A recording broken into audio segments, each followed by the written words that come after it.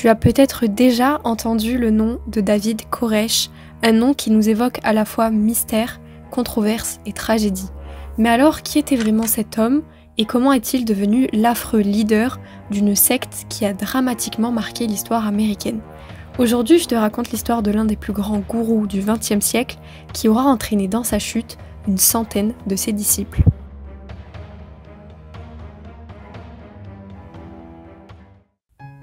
Nous sommes en août 1959 à Houston, dans le Texas, quand un certain Vernon Wade Howell naît. Il est élevé par sa maman, qui est très jeune à ce moment-là, puisqu'elle a à peine 16 ans, et le père les abandonne lorsqu'il a 2 ans. Vernon grandit et connaît une enfance difficile. Il est moqué et détesté par beaucoup de ses camarades qui l'appellent Weirdo, c'est-à-dire le gars étrange, le type bizarre, ou encore Mr. Retardo, donc Monsieur l'attardé. Il se moque de lui car il est dyslexique, il est myope et il est mal habillé. Certaines sources affirment même qu'il aurait été abusé sexuellement de façon répétée par des garçons plus âgés. Face à cette extrême violence, Vernon se renferme sur lui-même et devient très solitaire, au point de se réfugier dans la religion. Il va se mettre à énormément lire la Bible, au point de connaître l'Ancien Testament par cœur à seulement l'âge de 12 ans. Il fréquente également l'église adventiste de son quartier, mais à 20 ans, il en est expulsé en raison des avances répétées qu'il faisait à la fille du pasteur.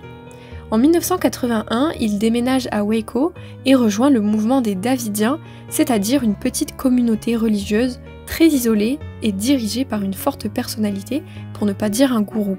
C'est le genre de petite communauté religieuse très présente aux États-Unis, et les Davidiens, eux, croyaient entre autres que les événements de la fin des temps étaient très proches et que les vrais croyants devaient se rassembler dans une communauté à Mount Carmel, au Texas. Cette secte des Davidiens avait été fondée dans les années 1930 par un certain Victor Houtef, qui était un ancien membre de l'église adventiste du 7e jour, mais lorsqu'il décède en 1955, son mouvement a connu plusieurs divisions internes. Un jour, en 1985, Vernon fait un voyage en Terre Sainte, à Jérusalem, et donc à partir de là, tout va basculer. Il dit avoir eu une vision et annonce être le Messie, prétendant avoir une mission divine pour préparer ses adeptes à l'apocalypse imminente. Il prend alors le nom de David Koresh, David car le roi David est mentionné comme le Messie dans la Bible hébraïque, et Koresh car c'est la translittération en hébreu du nom Cyrus, c'est-à-dire le roi perse qui avait permis aux Juifs dispersés à travers Babylone de retourner à leur terre. En psychologie, ce comportement peut s'expliquer par ce que l'on appelle le syndrome de Jérusalem, qui pousse certaines personnes à se prendre pour des prophètes, des personnages bibliques, voire des divinités. Dans le cas de David Koresh, on parle même du complexe du Messie, qui se manifeste généralement chez une personne religieuse qui, après une visite à Jérusalem, croit être devenu un sauveur de l'humanité et pense être en charge d'une mission divine. À partir de là, il devient progressivement le leader de la secte des Davidiens, qui était alors très morcelée. Pour y parvenir, David Koresh commence à avoir une liaison avec Lois Roden, une femme d'une 60aine d'années qui était devenue leader du groupe à la mort de Victor Houtef. Elle autorise à David Koresh à enseigner en son nom propre au sein de la communauté, et donc ce qui fait que progressivement, David devient une figure emblématique du mouvement. Lui qui était moqué et détesté se met à être écouté, voire idolâtré. Leur liaison déclenche même une crise au sein de la secte entre David et le fils de Lois Roden, qui était censé devenir le prochain leader des Davidiens. Mais Lois Roden meurt en 1986 et David Koresh se retrouve donc seul dans la résidence de Carmeltown avec autant d'influence sur les autres. Lui qui défendait ardemment la monogamie se met à défendre que la polygamie est bonne pour lui, mais pas pour les autres hommes de sa secte. C'est alors qu'en septembre 1986, il prêche que 140 femmes lui sont destinées, 60 en tant que ses reines et 80 en tant que concubines. Il épouse en 1984 Rachel, une jeune femme de 14 ans qui était la fille d'un ancien membre de la secte. Si elle reste sa seule épouse légitime, David Koresh a pourtant eu bien d'autres relations avec des femmes, notamment très jeunes, comme Karen Doyle, une mineure de 14 ans qu'il nomme sa seconde femme. David Koresh a eu au moins 15 enfants issus de différentes femmes et différentes jeunes filles de la résidence, mais ce n'est pas tout car il a mis en place un système très malsain dans lequel les enfants doivent appeler leurs parents biologiques les chiens, et Koresh, lui, est donc le père de ses enfants, et tous les enfants qui ne sont pas de lui sont des bâtards. En plus de tout ça, David Koresh parlait souvent d'une bataille finale.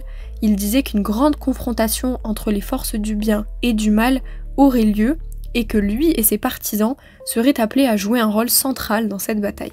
Pour cela, les Davidiens devaient être préparés à se défendre, c'est pourquoi Koresh astreignait les partisans, et notamment les enfants, à un entraînement paramilitaire intensif. Des sources ont même révélé que ces enfants, dès l'âge de 6 ans, avaient connaissance de l'existence, du nom et de l'efficacité d'un nombre considérable d'armes à feu, mais ne connaissaient pas ce que les enfants scolarisés du même âge étaient supposés connaître. En janvier 1992, un livreur d'UPS doit livrer à Waco, au Texas, et il doit livrer notamment un colis vers la résidence des Davidiens. Il est toutefois très surpris puisque des coques de grenades militaires s'échappent du colis qui leur est destiné. Le livreur décide alors de rapidement alerter les autorités compétentes, notamment l'Agence fédérale du contrôle des armes, que l'on nomme l'ATF, qui lancera une enquête. Les autorités se mettent donc à filmer en cachette le lieu de résidence dans lequel une centaine de personnes vivent en cohabitation depuis des dizaines de mois, voire d'années. Un mois plus tard, le journal local publie un long article qui révèle que David Koresh est un gourou qui pratique la violence, l'atteinte sexuelle sur mineurs et la polygamie. Des agents de l'ATF se présentent donc à la résidence de la communauté avec un mandat de perquisition dans le cadre d'une enquête sur des accusations de possession d'armes illégales et d'abus sexuels. Des sources révèlent que David Koresh aurait claqué la porte aux policiers, et donc face à la passivité des Davidiens, le FBI intervient pour une opération de siège le 28 février 1993 afin de déloger les membres de leur résidence, un siège qui s'élèvera à 1 million de dollars par semaine. Le FBI recourt notamment à des sons stridents et des lumières permanentes afin de forcer les occupants à quitter le bâtiment, et se mettent également à couper l'électricité et l'eau, ce qui contraint Koresh de laisser sortir quelques membres du groupe, dont des enfants. Des tests médicaux vont par la suite être effectués sur ces enfants et attestent que l'autorité de David Koresh a été un environnement psychologique destructeur pour eux. Après 51 jours de siège, le FBI déclare avoir des informations indiquant que le groupe allait commettre un suicide collectif.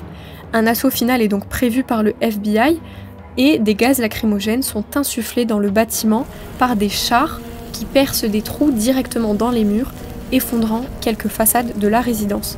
Les Davidiens parviennent à trouver refuge dans leur garde-manger, où la majorité des corps sont retrouvés par la suite. Le bilan humain de la tragédie est lourd puisqu'il s'élève à 86 morts, incluant 4 agents de l'ATF et 20 blessés, et David Koresh, donc le gourou des Davidiens, meurt à l'âge de 33 ans, entraînant des dizaines de ses victimes dans sa chute.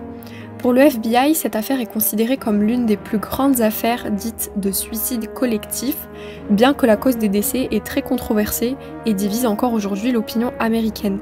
Quelques Davidiens survivants et d'autres témoins affirment que ce sont les gaz perpétrés par la police qui ont mis le feu à l'intérieur de la résidence, tandis que d'autres parlent de grenades à gaz lacrymogène à fonctionnement pyrotechnique susceptibles de déclencher un incendie qui aurait donc été envoyé sur le bâtiment. Cette confrontation des thèses provoque de nombreuses controverses, d'autant plus qu'il fut prouvé que de telles armes avaient été effectivement utilisées, sans qu'il ne soit cependant jamais démontré que de telles grenades avaient bien déclenché l'incendie général. Ainsi, bien que le FBI semble responsable de la tuerie, il est blanchi de toute responsabilité, et David Koresh, quant à lui, aurait été retrouvé avec 1 ou 2 balles dans la tête, selon les sources, ce qui laisse planer le mystère autour de cette dramatique tragédie. Dans la culture populaire, cette affaire est considérée comme l'un des événements les plus catastrophiques de l'histoire américaine contemporaine, et le président de cette période, Bill Clinton, déclarait avoir été furieux d'avoir permis ce raid. Plusieurs universitaires spécialisés dans les questions religieuses ont déploré quant à eux la mauvaise gestion de ce conflit par l'État américain, estimant que l'assaut allait forcément conforter David Koresh et ses disciples dans leur vision apocalyptique et donc faire d'eux des martyrs. La tactique policière qui a été utilisée est jugée comme une erreur par beaucoup de sociologues des religions et déclarée comme une cause majeure de la dérive de l'assaut. Le siège de Waco et plus généralement le personnage de David Koresh a fait l'objet par la suite de nombreux documentaires, mais également a été repris plusieurs fois dans certains jeux vidéo en raison de son énorme retentissement médiatique. Voilà, cette vidéo touche à sa fin, merci énormément de l'avoir regardée, j'espère que tu as appris quelque chose. Je tenais d'ailleurs à vous remercier tous de vive voix pour les commentaires sur la dernière vidéo. Il y a plein de nouvelles personnes qui nous ont rejoints, donc bienvenue à vous sur cette chaîne, en espérant que mes prochains contenus vous plairont tout autant. Et quant à moi, je vous attends dans l'espace commentaire. À très vite pour la prochaine vidéo.